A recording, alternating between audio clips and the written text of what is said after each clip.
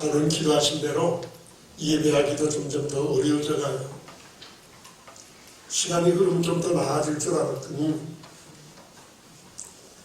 참 예배하는 일도 쉽지 않을 만큼 어렵습니다.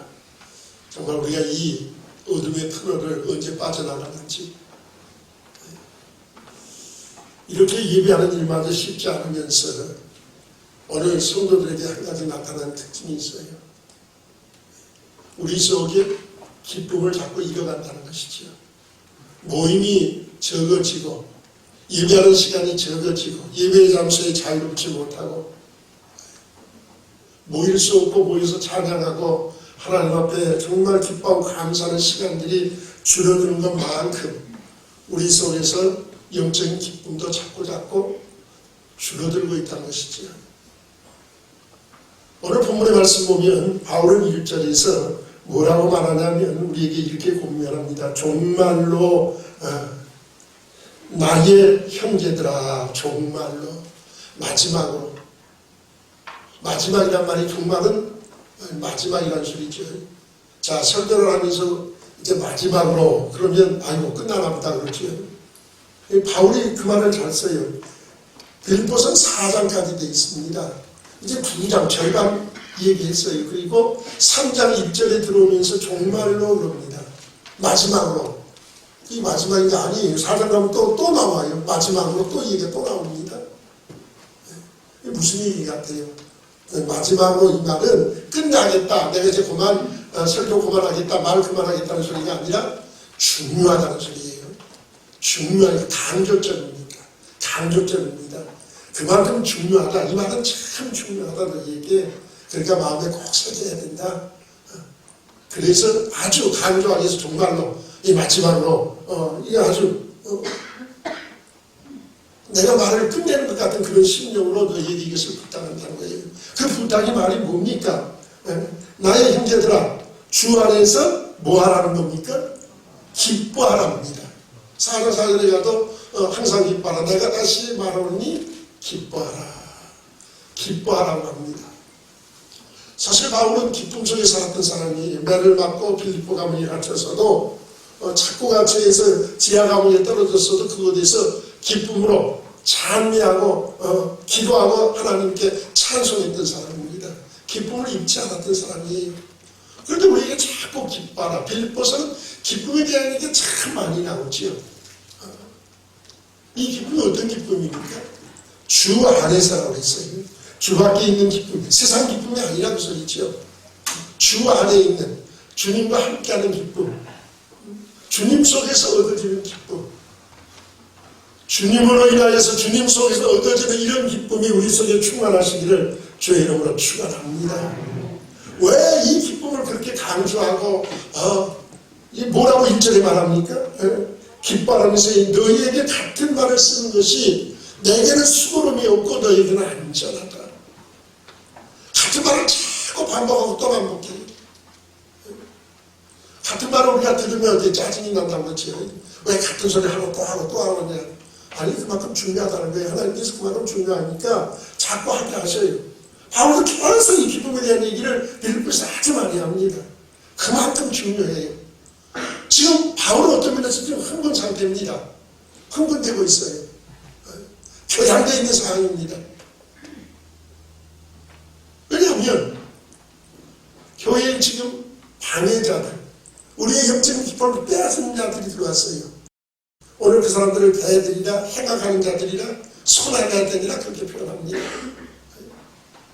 그들로 인해서 아이고 뭐 믿음으로만 보면 그 가정은 함대를 받아야 돼서 말라당했지. 율법을 지켜야 된다고.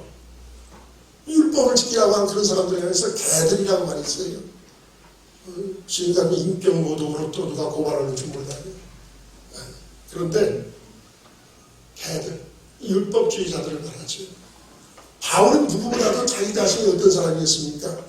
율법주의자였어요. 자, 쭉 내려가서 보면 뭐라고 해요? 율법은 흠이 없었던 사람이다. 자신을 그렇게 소개합니다.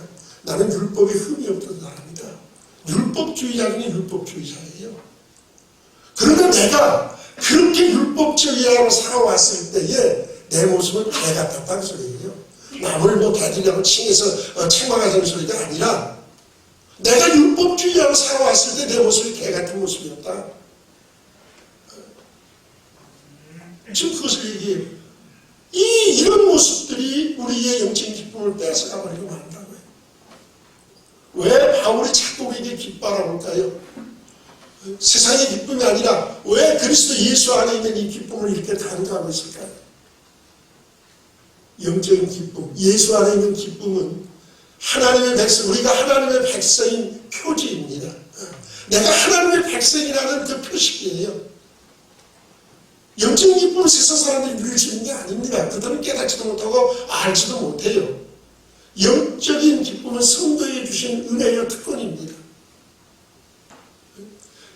영적인 기쁨이라는 것은 어떤 상황 때문에, 환경 때문에, 조건 때문에 어떤 기뻐할 일이 있기 때문에가 아니에요.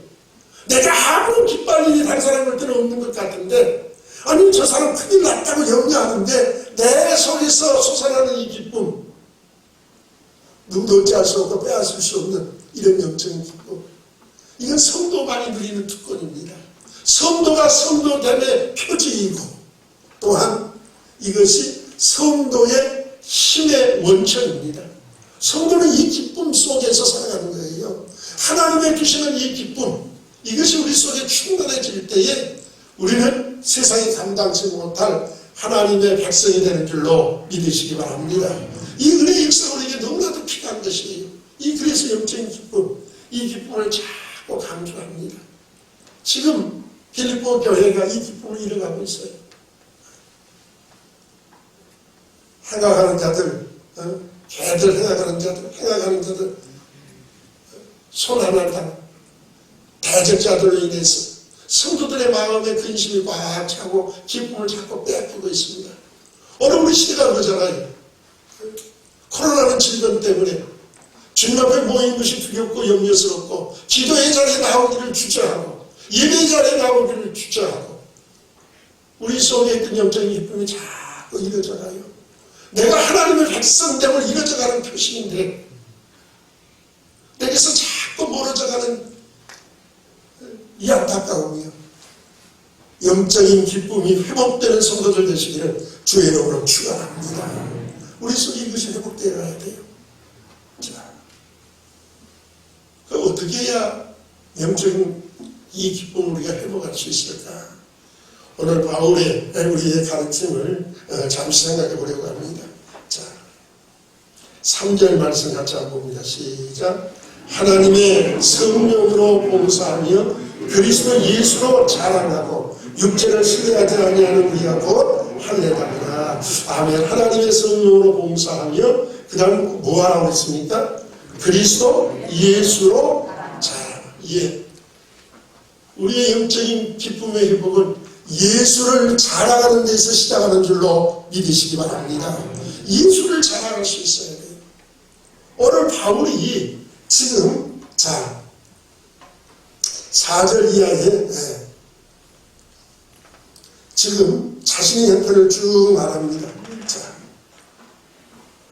6절까지 한번 같이 봅니다. 4절부터 6절까지 우리 같이 한번 봅니다. 시작. 그러나 나도 육체를 신뢰할 만하니 만일 누구든지 다른 이가 육체를 신뢰할 것이 있는 줄로 생각하면 나는 더욱 그러하니 내가 8일 만에 할례를 받고 이스라엘의 족속이요 베냐민의 지파요 히브리인 중에 히브리인이요 율법으로는 바리새인이요 열심으로는 교회를 핍박하고 율법의 의로는 흠이 없는 자로라.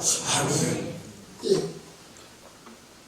자, 바울이 지금 자신의 육신적인 배경을 말합니다. 화려해요.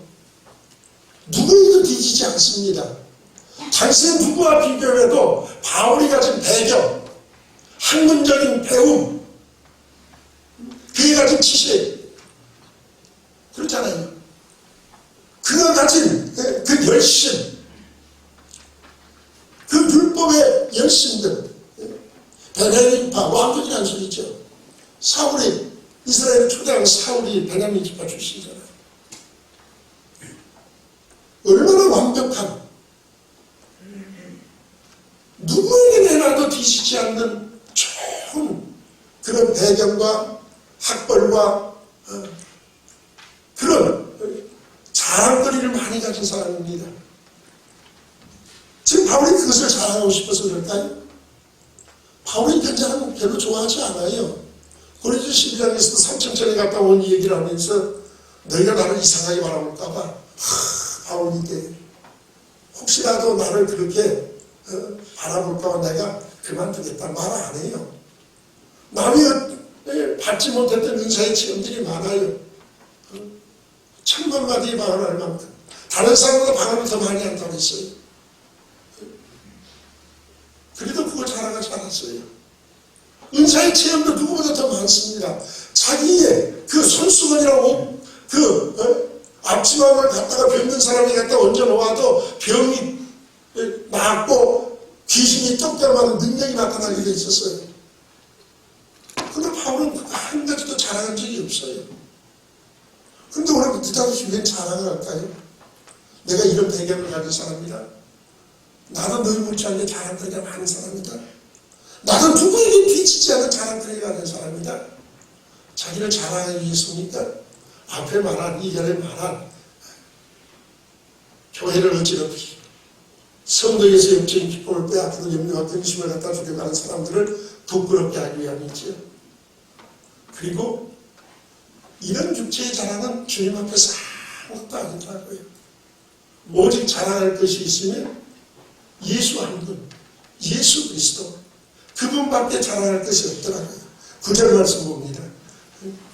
바울은 9절에서 이렇게 말합니다. 자신이 모든 자랑거리를 다 잃어버리고 배설물로 여겼답니다. 그것은 그리스도를 얻고 9절에요. 그 안에서 뭐 하려고요? 발견되려고.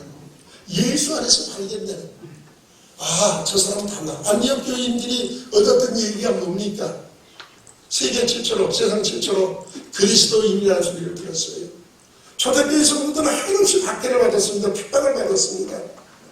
자기들이 핍박을 하면서도 안디옥 교회 성도들을 바라보면서 그들은 이방인이었어요. 그럼에도 불구하고 그들 속에서 예수가 드러나고 예수가 자랑되어질 때에 사람들은 그들을 보고 아, 저 사람들은 그리스도인이야. 그리스도인이란 말이 처음 시작할 땐 예수쟁입니다. 우리 한국에서도 그랬어요. 예수쟁이들. 멸시와 조롱의 이름으로 썼습니다. 그러나 그들은 그리스도인들을 멸시하고 조롱할 수 없었습니다. 왜요? 그들이 자랑하는 예수가 드러났기 때문에, 예수가 나타났기 때문에 예수의 영광, 그들을 바라볼 때 아, 저 사람들 예수 믿는 사람이야. 달라. 착한 사람이야. 믿을 수 있는 사람이야. 그들을 통해서 예수가 자랑되어지고 예수가 나타났습니다. 그 안에서 발견되었어요. 오늘 우리는 어떻습니까? 오늘 7절 이하의 말씀 보면 바울이 이 모든 자랑들을 무엇이 내게 유익하는 내가 다 해로 여기고 모든 것을 해로 여겼다고요. 그것을 배설물로 여겨버렸다고요. 그런데 우리는 어떻습니까? 예수가 우리의 자랑거리가 아니라 세상의 것들이 우리의 자랑거리가 되어 있지는 않습니까? 세상에서의 학문이, 명예가, 물질, 세상 무엇인가 얻어진 것을 우리는 자랑으로 삼고자 합니다. 바울은 그것을 다 버렸다고 하는데 우리는 버릴 그것을 우리의 목적으로 목표로 삼고 일생을 그것 붙들고 살다가 그렇게 죽는 사람 많습니다. 그것이 목표가 되어 있어요.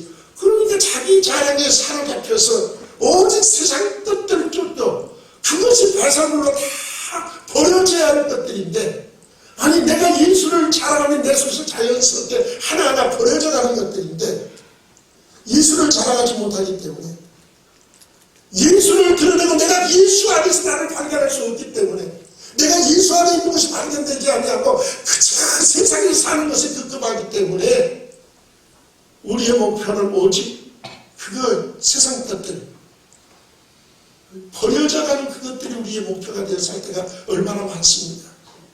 그런데 우리 속에 영적인 기쁨이 있을 수가 없어요. 세상 때에 따라서 웃고 울고 좋아했다가 울었다가 땅을 쳤다가 시시각각으로 변합니다. 그리스도 예수를 자랑하지 못하니까요. 바울 보세요. 자신이 깨닫기 전에 그걸 몰랐었다고요. 왜 예수를 자랑하느냐고요? 그렇게 자기가 믿고 의지했던 율법은 구원받을 줄 알았습니다. 율법이 그가 최고의 의. 그래서 율법으로 흠이 없는 자라고 했어요. 얼마나 철저하게 살았는지, 얼마나 철저하게 율법으로 그가 지켜 살았는지 우리가 알고 합니다. 근데 그 율법이 바울을 구원할 수 없었습니다.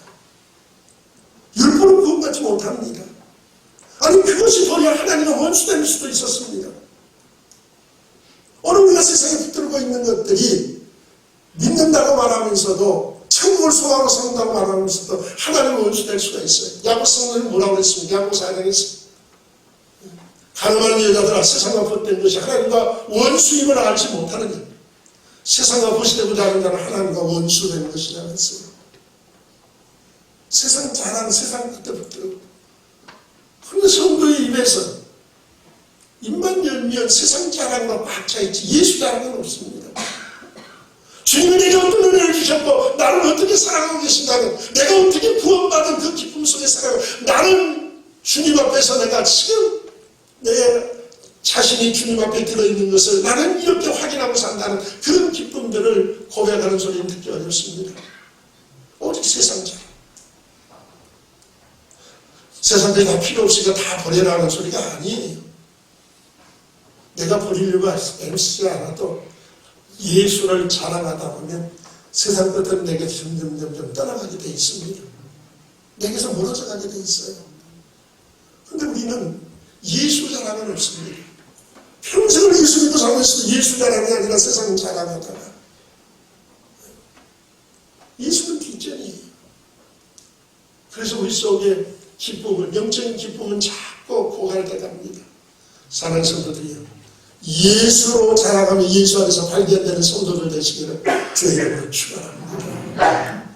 두 번째로는 7절 이하의 말씀 한번 읽어보십시다. 7절 8절 말씀 한번 같이 봅니다. 7절 8절 시작. 그러나 무엇이든지 내게 유익하던 것을 내가 그리스도를 위하여 다 해로 여길 뿐더러 또한 모든 것을 해로 여기면 내 주 그리스도 예수를 아는 지식이 가장 고사함을 인함이라. 내가 그를 위하여 모든 것을 잃어버리고 배설물로 여기면 그리스도를 얻고 그랬어요. 예. 자, 무슨 소리 같습니까? 오늘 바울이 우리가 영적인 기쁨을 회복하기 위해서 가져야 할 두 번째 이 얘기는 참된 그리스도의 가치를 발견하라는 거예요. 그리스도의 가치를 발견하는 사람이 영적으로 기뻐할 수 있습니다. 여기 그리스도 예수를 아는 지식이 가장 고상함을 인함이라고 8절에 그렇게 말합니다. 그리스도 예수를 아는 지식이 가장 고상하다. 가장 고상하다는 말은 이게 우리 말로는 표현이 그렇게 되어 있지만 이건 그냥 그렇게 우리가 생각하는 고상한 용어가 아니에요. 강렬한 말입니다. 세상에 그 무엇과 비교될 수 없는 최고라는 소리입니다. 가장 비싼 것이라는 소리예요. 가장 값비싼, 세상에 그 어떤 언어로도 표현할 수 없는 가장 가치가 높은, 가장 비싸고 최고의 가치를 가진 것, 그분이 예수 그리스도인 줄 믿으시기 바랍니다. 이것을 발견할 수 있어야 된다고요. 예수 믿으면서도 예수의 가치를 몰라요. 그러니까 우리 속에 기쁨이 없지요. 자, 누가복음 13장 1절 이하의 말씀을 보면 밭에 감추인 보아의 이야기가 나옵니다. 어떤 사람이 밭에 가서 그것도 남의 밭이죠. 자기 밭도 아니고 뭐 소작임인지 뭐 우리 말로 하면 어리를 짓는지를 몰라도 하여간에 가서 밭에 가서 일을 했어요. 한참을 일을 하다 보니까 무언가 너무 끝에 짱그랑구가 닿는 것 느낌이 그거 알잖아요. 이게 뭐냐, 뭐 큰 돌이 들었나, 내게 밑에가 뭐가 걸려 이렇게 이거 뭐가 들었나. 그래서 파고 왔습니다. 파봤더니 상자가 나와요. 우리만 나면 무슨 상자 같은 게 나왔겠죠. 그래서 그게 뭔가 하고 열어봤더니 와, 세상에 듣도 보도 못했던 어마어마한 보아들이 안에 꽉 차 있어요. 깜짝 놀라서 주위를 돌아보니까 아무도 보는 사람이 없어요. 이거 어떻게 할까? 잠시만 생각해봐. 이거 어떻게 하면 좋을까? 그러다가 무슨 생각을 했겠어요? 땅을 파기 시작합니다. 더 깊이 팠겠지요. 혹시라도 누가 와서 자기처럼 발견할까봐 아마 더 깊이 팠을 거예요. 더 깊이 파고 도로 꽉 묻었습니다.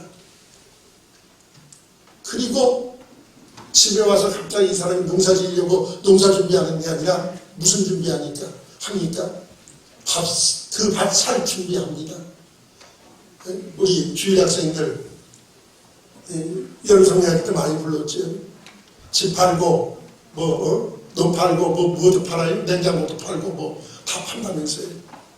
다 팔아서 돈을 마련합니다. 주인에 가서 그 땅 팔으라고 그 밥 팔으라고 아예 안 판다고. 내가 정말 철을 그냥 팔아. 왜 그거 그렇게 그 맛이 욕심나면 가격을 얼마 달라고 더 부르겠지요. 알았다고 내가 그 돈을 마련하겠다고. 돈이 모자라면 은행 융자를 받아서라도 기어이 그 밭을 삽니다. 동네 사람들이 바라볼 때는 뭐라고 해요? 아이고 그 땅 그거 그렇게 비싼 땅도 아닌 걸 뭘 저렇게 비싸게 달라는데 살라고 그러느냐. 저 사람 정신 나갔어요. 아니 그 밭이 뭐라 그거 살라고 집 팔고 다 팔아갖고 그거 하나 살라고. 누가 뭐라고 하든 어떤 사람이 무슨 말을 하든 이 사람 귀에는 그 소리가 들려옵니까? 안 들려옵니까? 그건 귀까지 안 들려요. 왜요? 내 눈으로 봤어요. 내가 발견했어요. 그 바다 밑에 지금 뭐가 감춰져 있습니까? 보화가 감춰 있어요. 이 밭 사서 그걸 꺼내면 지금 내 집 한 개 문제가 아니에요. 그보다 훨씬 좋은 집 지을 수 있어요. 논밭 얼마든지 살 수 있어요. 그 가치가 얼마나 큽니까? 요즘은 그런 얘기 잘 안 들리지만 옛날 우리 학생 때만 해도 서울 가면 그 인사동거리나 저 청계천 저 뒤에 가면 고서와들 꼴도 파는 집들이 있었어요. 막 이렇게 쌓아놨습니다. 그래놓고 이상하게 생긴 그림 우리는 그거 볼 줄 몰라서 그런데 관심을 좀 가지고 그걸 정도 알았으면 근데 고도분 주인도 잘 모르더라고요. 청계천에서 그 발견된 글이 있었어요. 아주 오래된 그림, 액자도 없고 그냥 굴러다니는 그림, 이렇게 해서 굴러다니는 그림인데 어떤 사람이 그걸 샀어요. 사갔어요. 그 얼마예요? 그거 5,000원만 주고 갖고 왔어요. 5,000원 주고. 그거 뭐 하려고 그러냐 그러면 옛날 거 수집하는 칭칭해서 갖고 간다고. 근데 나중에 그게 그 그림이 몇 년 후에 발견됐는데 제대로 이제 그림을 닦고 쭉 하면서 저희가 찍힌 것들을 하고 했는데 그 조선시대의 유명한 화가 그 그림이래요.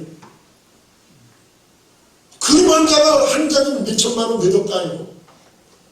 그 몇 억씩 주고 사서 사는 사람은 우리는 모르지만 왜 그렇게 사는지 모르지만 그 아무것도 아닌 종이 한 장. 우리 보기엔 5,000원짜리 주인도 몰라서 5,000원 주고 팔아 놓은 그게 그렇게 비싼 그림인 줄 누가 알았겠어요. 밭에라는 포화를 발견한 사람은 그 가치를 알기 때문에 가치를 아는 사람은 자기의 모든 것을 투자합니다. 오늘 바울이 그 가치를 알아 예수 그리스도의 가치를 알았어요. 바울은 어떤 사람이었습니까? 예수를 핍박했던 사람입니다. 예수 믿는 사람을 잡으려고 다메섹까지 올라갔던 사람이에요. 자기 열심히 충원했던 사람입니다.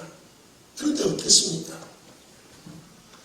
예수 믿는 사람 잡으러 가면서 부활하신 예수님을 만났어. 오늘 그 부활의 역사와 지금 연관한 얘기 10절 이하에서 말하죠. 내가 그리스도와 그 부활의 권능과 그 고난의 참여를 알려 하여 그의 죽으심을 보면 어찌하든지 죽은 자 가운데서 부활의 일을 한다고 해요.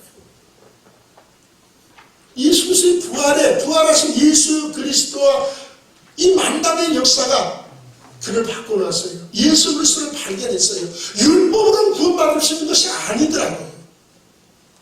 자기가 열심히 흠이 없을 만큼 그렇게 살아왔는데, 바울이 말하는 게 뭐예요? 만약에 내가 율법으로 구원받을 수 있으면 예수 그리스도께서 십자가에 죽으실 이유가 없어요.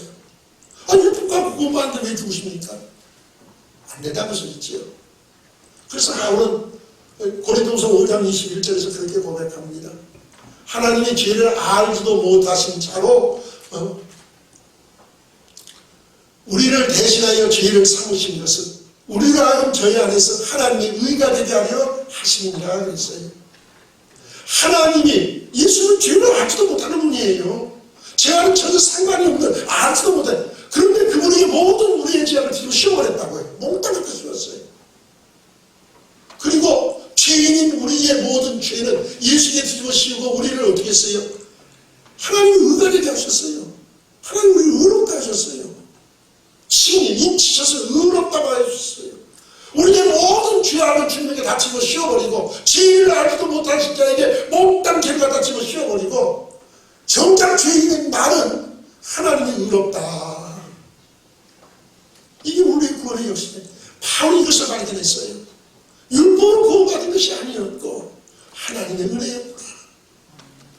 예수 그리스도의 보혈의 능력과 그 피였구나. 그것이 발견되고 나니까 세상이 무엇과 영혼을 바꿉니까? 생명을 어떻게 바꿉니까? 사람이 원치도 않고 자기 생명을 잃으면 무슨 유익이 있으리요? 주님 그러셨는데 육신의 생명이 영원한 생명의 역사가 이 속에 달려있지 않습니까? 예수를 발견했어요. 생명의 주님 되신 예수를, 그분이 주님이시고 그분이 그리스도의 사실을, 그분이 나의 주인이시고 그분이 나의 구원자라는 사실이 발견되었어요. 그것을 무엇과 바꿀 수 있냐고요? 가장 고상한, 가장 가치 있고 가장 최고의 그 가치 있는 역사, 예수 그리스도, 그분을 발견했다고요. 그분을 발견하고 나니까 그분 위해서 산다는 것, 이제 내가 사는 것이 그리스도니, 이제 내가 사는 것이 육신을 따라 사는 것이 아니라 내 안에 계신 그리스도를 위하여 사는 것이라고 고백하고 나니까 세상이 그렇게 좋아 보였고 그렇게 가치 있던 것들이 나도 모르게 하나씩 하나씩 빠져나가기 시작해요. 모든 것을 잃어버리고 배설물로 내게서 빠져나가서 없어도 잃어버려요. 아니, 안 잃어버린다면 내가 찾아서 버릴 거예요. 그게 가치 있는 게 아니더라고요. 세상에 있는 것들이 그렇게 가치 있는, 예수 그리스도와 비교했을 때 비교가 되어지는 것이 아니다고 소리예요. 사랑하는 성도들이, 우리는 어떻습니까? 세상 것과 예수와 비교하면 세상 것을 위해서 예수를 버리지는 않습니까? 그러니까 우리 속에 기쁨이 없어요. 이 사실을 발견하고 나니까 견딜 수가 없어요. 흥분돼요. 지금 흥분되어 있는 상황이에요. 막 격동됩니다. 너무너무 기쁘고 좋았어요. 예수를 발견한 자에, 그분만을 발견한 사람과 비교될 수 없는 겁니다. 이 예수가 우리에게는 발견되시기를 주의 이름으로 축원합니다. 주님이 우리 속에 발견돼야 돼요. 우리 영안이 열려져야 돼요. 예수의 가치를 발견해야 합니다. 세상이 무엇과 바꿀 수 없는 거예요. 초대교회 성도들은 그래서 숭배할 수 있었던 거예요. 그 가치가 아니기 때문에. 잠시 세상의 살, 그 기쁨과 영광이 아니라 영원한 그 기쁨을 하기 때문에. 세 번째로는 오늘 7절 8절에 말한 대로 버리는 것과 채우는 것입니다.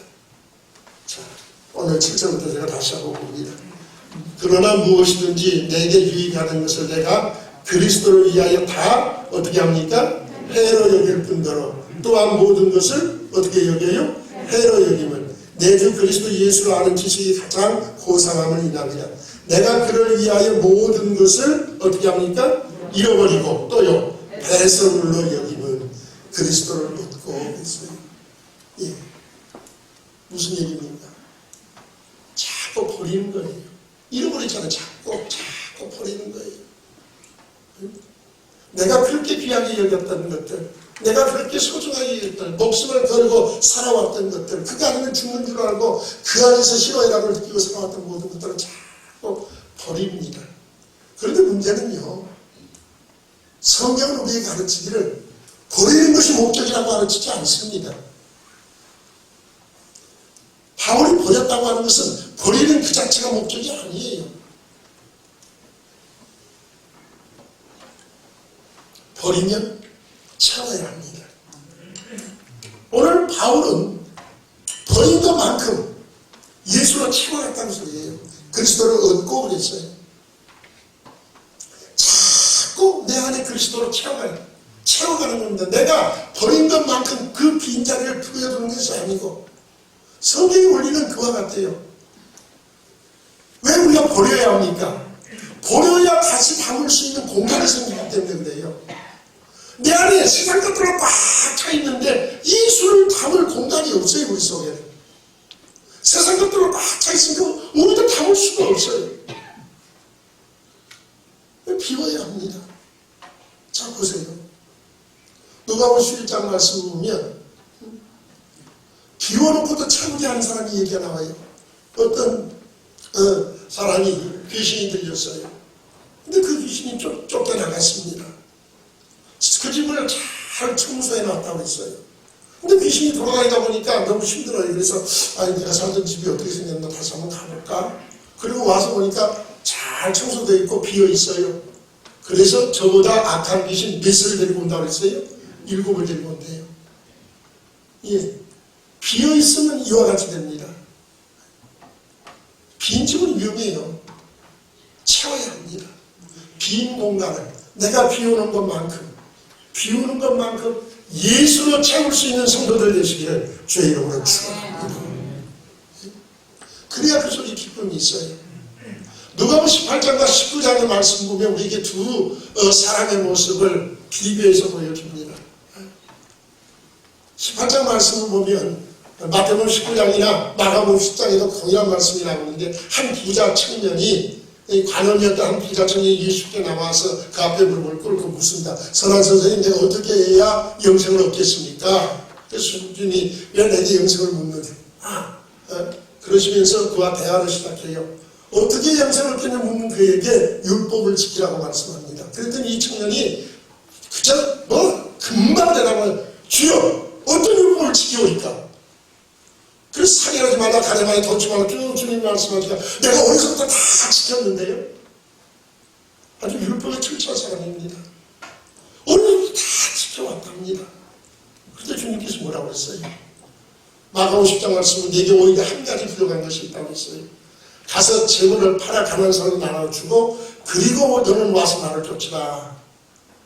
지금까지 얼굴이 환하고 주님 앞에서 내가 다 했다고 자랑스럽게 웃음이 가득했던 그 청년의 얼굴이 우리 마음을 표현하면 흑색으로 표현했어요. 어두워져 버렸습니다. 왜 그래요? 재물이 많았대요. 재물이 많았대요. 그거 팔아서 가난한 사람 나눠줘. 그거 비우라니까 비울 수가 없었어요. 왜 그렇습니까? 오늘 우리가 왜 못 비웁니까? 자, 내가 가진 것을 내려놓고 대성으로 여기는 것은 현실입니다.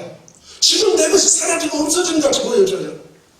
그런데 주님이 약속하신 천국, 하늘의 상급, 영광, 지금 내 손에 잡힌 게 아무것도 없어요. 막연합니다. 그러니까 우리가 내려놓기가 힘이 들어요. 못 내려놓으니까 그 청년의 얼굴빛이 흑설어들어가면서 근심하여 갔다고 했어요.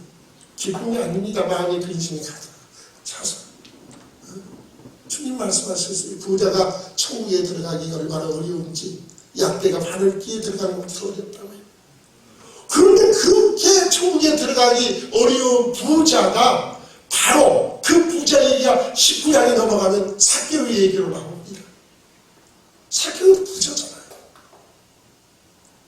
그가 주님의 소식을 듣고 보고자에서 뽕나무에까지 올라가서 예수님을 만났습니다. 주님이 그 앞에 있어서 삭개오야 내려오라.